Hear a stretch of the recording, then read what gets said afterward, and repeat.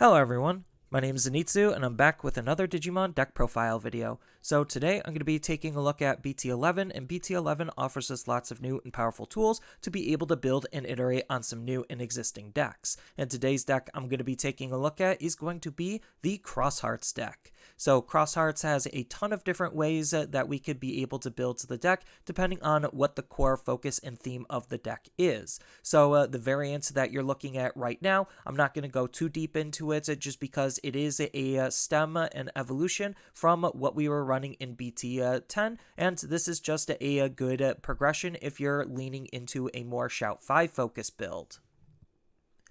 Then another possible build that you could think about is leaning into Mervamon and utilize her Digicross ability to be able to play extra Digimon and be able to have those Digimon gain rush for being Cross Hearts traded Digimon, so you could lean heavier into how to utilize her and best capitalize on that ability for a different aggressive style of deck. But the iteration that I'm choosing to cover in this profile more specifically and more in depth is going to be the Shout Cross 7 build. So Shoutmon Cross 7 is a new big boss monster for the deck to incorporate, and we do actually have to utilize more tools than some of the other builds to be able to best incorporate how he can be played and how he wants to be played. But at the end of the day, he's still just a Cross Hearts deck, and the whole core idea and theme of the Cross Hearts deck is you're just going to try to have as many tamers on the field as you possibly can. You're going to have your low-level Digimon hide underneath your tamers to use as material for us to use for our higher-level Digimon to be able to utilize the Digicross ability to be able to play them for cheaper and to be able to be very effective the turn that they come in for whatever they're going to be doing. So let's just dive right into the deck profile. Starting off with the Digitama, on all Cross Hearts decks, you're going to be utilizing 4 copies of Pickmons just because there is almost no other options. There is technically one other option, but it's not really good, and Pickmons is just the superior option not only for its colors, but its inheritable ability acting as a good card draw engine for the deck. Next, on to the level 3s, I'm going to be running 4 copies of Shoutmon. So this is the BT10 version of Shoutmon, and this is a pretty good card, not only acting as a pretty solid searcher or digger for the deck, looking for our other Cross Hearts Digimon and our Tamers, but he also comes with the on-delete ability of save, so that way when he does get deleted, allowing us to be aggressive with the card, then he just is going to hide himself underneath our Tamer to use it as material for us to use on our higher stage Digimon, and his inheritable ability that we want to be utilizing just makes our Digimon more aggressive, just because he's going to be giving our other Shoutmons the rush ability. Next, I'm going to be running 4 copies of Starmons. So Starmons is another really good and aggressive level 3 Digimon just because he has that same on-delete ability of save, and the inheritable ability we're trying to gain off of this card is basically what Pickmons is doing. It's just another really good card to allow us to try to have more access at card draw. Next, I'm going to be running 4 copies of Sparrowmon. So Sparrowmon is a pretty aggressive level 3 Digimon because, yes, it has that on-delete ability of save that we've seen before on all of the other cards that I've shown you so far, on top of the fact that it will boost itself by 3,000 for us literally having another Cross Hearts Tamer or Digimon in play, making it very, very powerful for a level 3 Digimon DP-wise. Then, on top of that, the inheritable ability we're trying to gain off of this card is giving our Shoutmon or Mervamon the reboot ability for some extra defensive lines of play.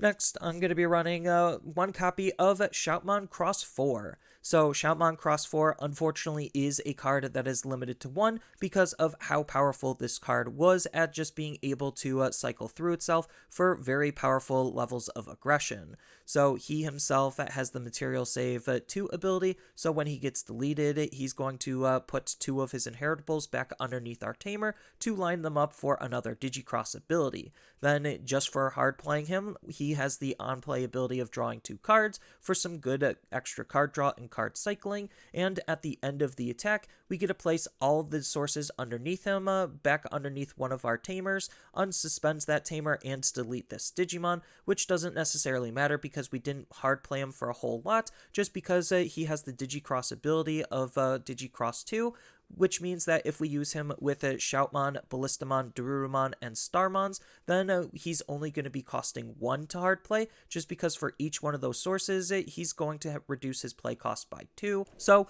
that just lets us be able to hard play a level 4 for super cheap, to be able to gain all of the access and benefits of not only just all the inheritables, but his own native abilities. Next, I'm going to be running 4 copies of Shoutmon X 3. So Shoutmon X 3 is doing something very similar to Shoutmon X 4 and is the functional replacement for it, even though we lose a lot of the potential aggro just because of the combo potential that Shout 4 had. But regardless, still, Shout 3 is a very good card to use because, again, it has that same material save ability on top of the fact that it has a lower play cost with fewer Digicross requirements, so it's a little bit easier to use with our Ballistamon, Dorulumon, and Shoutmons, on top of the fact that it has the on-play ability to not necessarily draw 2 cards, but it helps us dig and add 2 Cross Hearts or Blue Flare Digimon from among the top 3 into our hand, so it's still helping us try to find our parts and pieces, and at the start of our turn, we get to delete this Digimon to gain 1 memory, so it's almost like we can bank the memory later in case he's sticking around for more than 1 turn, but he's still just a pretty decent tool for the deck to use regardless.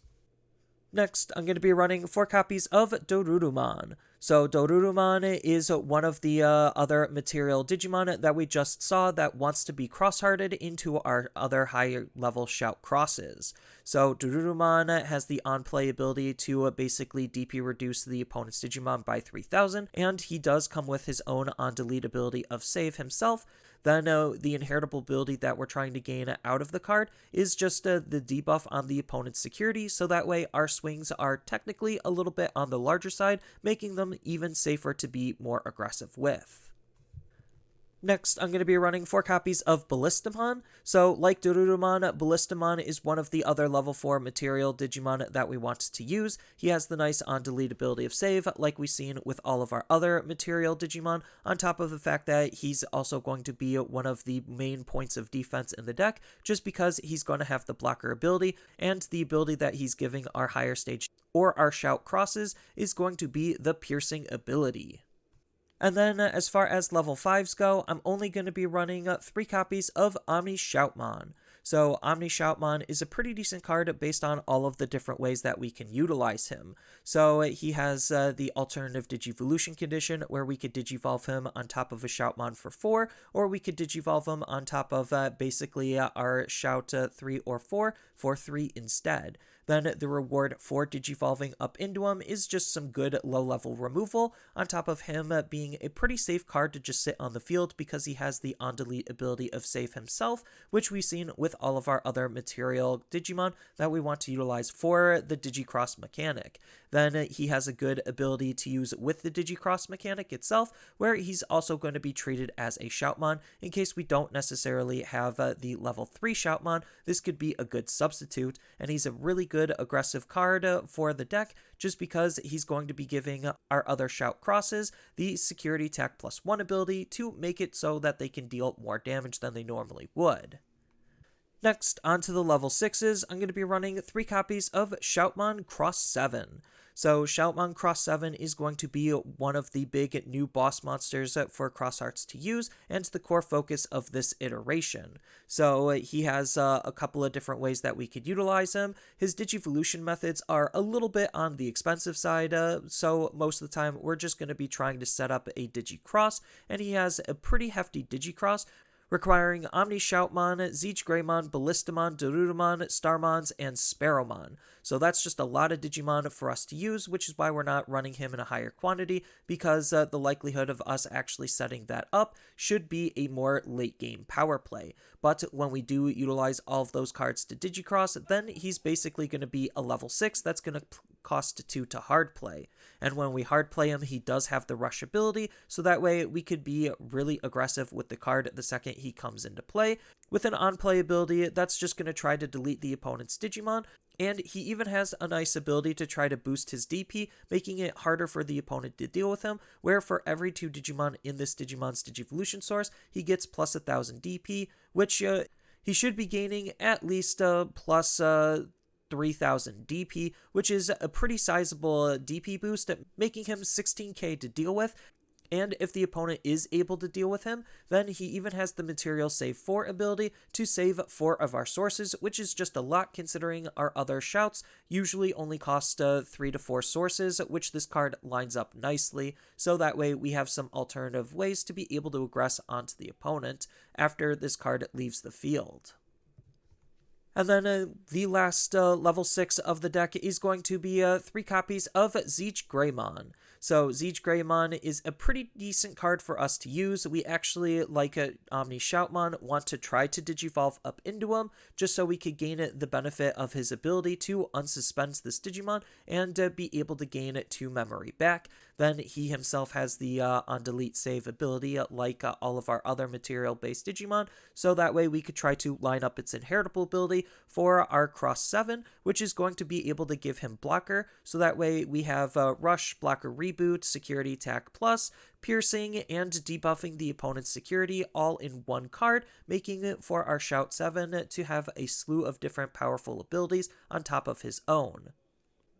And then the last card in Digimon of the deck is going to be the only level 7, and that's going to be 1 copy of DeathXmon. So yes, DeathXmon is a optional card. It could really be anything you want it to be, but I do like the availability of how powerful of a removal tool that he can be to try to disrupt the opponent. So he could have some pretty easy setup depending on the matchup and the opponent, which is why I like him as a good tech card. Next, on to the Tamers, I'm going to be running 4 copies of Taiki. So Taiki is going to be one of the main Cross Hearts Tamers that we want to use, just because it's enabling us to utilize the Digicross mechanic with the Digimon that's going to be underneath our Tamers. Then the turn that he comes into play, he's going to be acting as a really good digger for our Cross Hearts traded cards. Next, I'm going to be running 3 copies of Akari. So Akari is a card to synergize with our Dorulumon, just because her on-play ability will play a Dorulumon from either our hand or underneath one of our Tamers, so we have recursive access at that removal ability that Dorulumon has, on top of the fact that she herself gives us some extra card draw when we play a Cross Hearts traded Digimon, which we should have just done off of our Dorulumon, but even if we didn't, just having her sit on the field and us hard playing our bigger Shoutmons will allow us to be able to utilize this ability for some more recursive card draw. And a similar sentiment is why we're also going to be running 3 copies of Zenjiro. The only difference is that Zenjiro is not playing Dorulumon, he's playing Ballistamon, and instead of giving us some card draw, he's going to be giving us some memory, but between the two of them, that's just a lot of extra resources that we could be generating.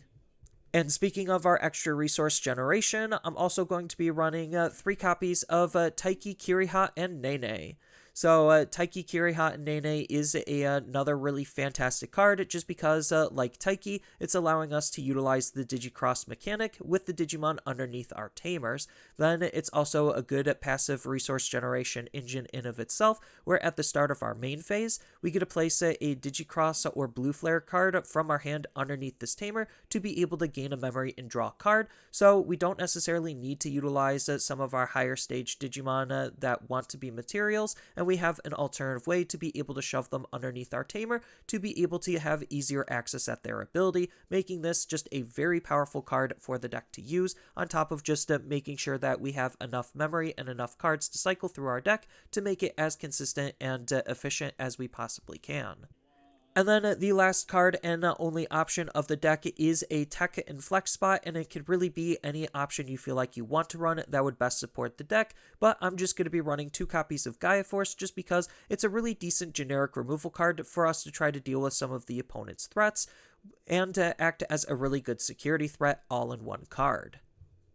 And then as far as the general game plan or gameplay of the deck goes, it is a pretty self-explanatory, straightforward deck. You're just basically trying to get into your big Cross Digimon and utilize them as best as you possibly can. The smaller crosses with Cross 3 and Cross 4 are meant to mostly dig for our parts and pieces and be able to reset up some of our parts and pieces and save them, so that way we could try to end the game on a big Cross 7 finish. So we're going to be utilizing our low-level Digimon Digimon to basically just go into our raising area, move it out, and to be able to swing and be aggressive with, just because we don't care if it lives or dies as long as we have a tamer set up on our field, just because the save ability is going to be able to put them underneath our tamer, so that way we could get some good card draw in with our Digi-Egg and start trying to set up our Digimon underneath our tamer, which is why Taiki, Kiriha, and Nene is so good and important, just because it actually allows us to utilize the Digimon underneath our tamers to Digicross.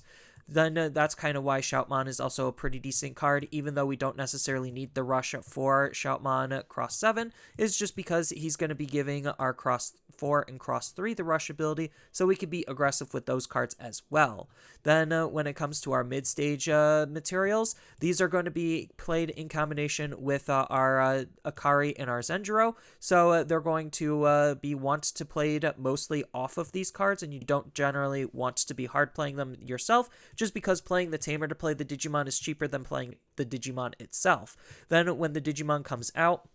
it's going to do its thing. Dorulumon's going to be some good control, and Ballistamon's going to be some good defense. They're going to die, get saved underneath our tamer, and then we're going to try to play our tamer again to be able to play out our Digimon again, to be able to reuse it over and over again. So that's what makes these kind of cards super important, especially Ballistamon, as Ballistamon's going to have blocker, so that way we have some good defensive lines of play and recursive defensive lines of play, especially early on. Then when it comes to our mid to high stage Digimon that we're going to be utilizing as material, these we're generally not going to want to try to Digivolve into, and instead we're just going to try to use our new Taiki, Kiriha, and Nene tamer to be able to put them from our hand directly underneath them, so that way we could try to draw a card, gain a memory, and be able to set up for when we go into our Cross 7, so that way we could suspend our tamer, utilize the cards that are underneath our tamers as cross materials to be able to use basically almost everything to cross into. So that will give him a slew of very powerful abilities and make him a very dangerous Digimon for the opponent to deal with. And when the opponent does deal with him, then he's going to die. We're going to save 4 inheritables. So the inheritables we want to ideally save is going to be our OmniShout, our Ballistamon, our Dorulumon, and then probably our Starmons. So that way we could line them up into our other cross plays, especially if we already have a Shoutmon underneath them. Then we don't necessarily need the OmniShout, and we could use something like Sparrowmon instead. It kind of doesn't really matter. But regardless, when Shout 7 does end up getting deleted, we're just going to try to line the inheritables up that he has to be able to utilize our low-level crosses and continue the aggression and pressure that way. And this is just supposed to be a very fast and aggressive deck where we're utilizing our level 3s for our raising area, our level 4s with our tamers, and our level 5 and our level 6 to use with our brand new tamer to be able to have all forms of aggression, to be able to line up our Digicrosses as best as we possibly can, cycling through the deck as fast as we possibly can, while trying to set up our tamers, also that way we could end the game in a Cross 7 finish, or if Cross 7 can't finish, then rely on some of our other crosses to try to do the job for us, just because the cross mechanic itself lets our Digimon be cheaper than they normally are for utilizing our materials. And then Cross Hearts has a lot of variations to the deck, as you saw, and we could utilize and mix and match all of those variations with one another to be able to create a lot of different possible builds utilizing the Cross Hearts cards and the cross mechanic. But we do have some other tech and tools outside of the ones that you saw from the iterations that we could think about utilizing, and some of these are best supported by different iterations. So if we wanted to, inside of, say, the Merva build, we could think about including Sparrowmon, because Sparrowmon is a mediocre rookie at best in of his own right, just because of his high costs. Not only just his play cost, but his evolution, but being able to play it for free off of the Mervamon is still pretty decent, just because the disruptive ability is nice, on top of the consistency it adds as a nice inheritable. Then on top of that, we also have Cutemon as a pretty good generic Cross Hearts support card to basically act like a King Shoutmon, where we're just trying to utilize it to be able to utilize the Cross Hearts traded cards in our trash and have a good way at recycling them. Then on top of that, in a Merva build, you could think about teching in or splashing in a Beelzemon, just because it's a good inheritable for Mervamon to use, or some of our other Digimon to use. playing around with the trash, which is what Minervamon's trying to do anyway, on top of the fact that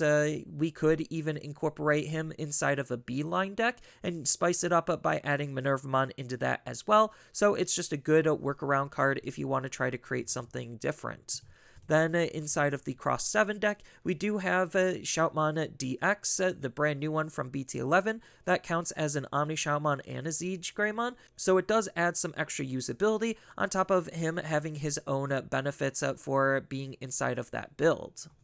Then when it comes to some other option cards, we do have Hero in the Sky as a good generic draw card and a good way to be able to add Security Attack Plus. Then we do have Trident Revolver as just another generic option card to try to help play our Tamers. It's a little bit less efficient than Sunrise Buster, but it's doing essentially the same thing, or attempting to do the same thing.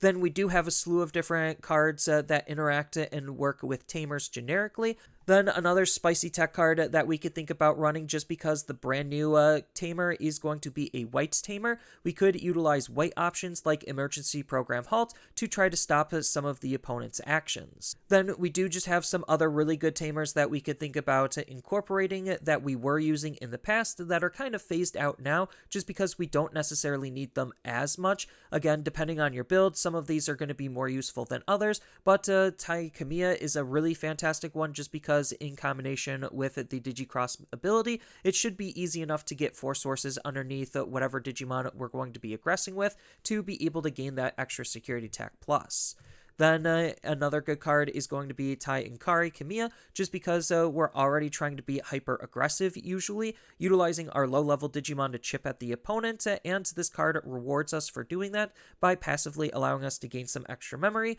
and it makes the attacks with our Digimon a little bit safer, also applying a debuff to the opponent's security. So that's all I really have for this video. As always, feel free to tell me your thoughts down in the comments below, and down in the description below are a couple of different ways you could support me and the channel. So I do have a TCG Player affiliate link, so when you use that link to buy cards off of TCG Player, then some of that money will go to supporting me and the channel. I also do make and sell playmats over on Overcard Gamers on Facebook, so when you buy a playmat with my design, then some of that money will also go to help supporting me and the channel. And on top of all of that, I do have a Twitch account over on twitch.tv/Zenitsu, so giving me a follow and a subscription also helps support me there, and I do play Digimon on top of various other games on that platform as well. So thank you everyone for watching, and as always, don't forget to like, share, and subscribe for more content, and I'll see you in the next video.